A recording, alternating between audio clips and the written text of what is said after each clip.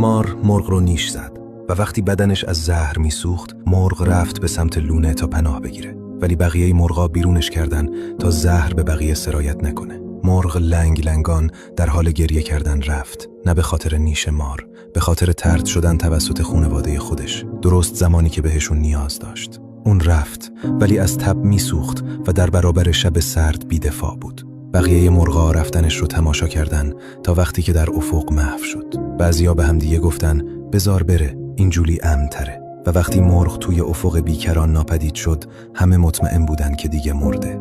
حتی بعضیا به آسمون نگاه می‌کردن تا شاید لاشخورها رو ببینن.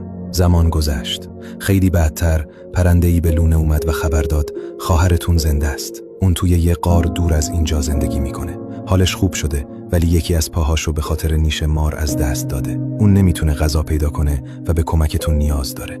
همه جا سکوت بود. بعد بهونه‌ها شروع شد. نمیتونم برم، دارم تخم میذارم. نمیتونم برم، دارم دنبال دونه میگردم. نمیتونم برم، باید از جوجه ها مراقبت کنم. یکی یکی همگی درخواست رو رد کردن. پرنده بدون کمک به غار برگشت. باز هم زمان گذشت.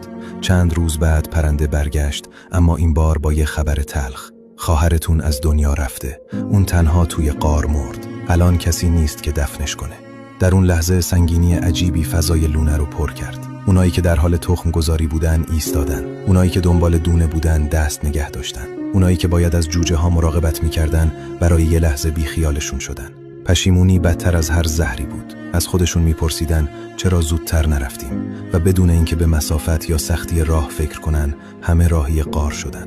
الان برای دیدن خواهرشون دلیل داشتن، ولی دیگه دیر شده بود. تو زندگی وقتی زنده‌ای خیلی‌ها حتی حاضر به عبور از خیابون برای کمک بهت نیستن، ولی وقتی مردی حاضرن از دنیا رد بشن تا دفنت کنن و بیشتر اشکایی که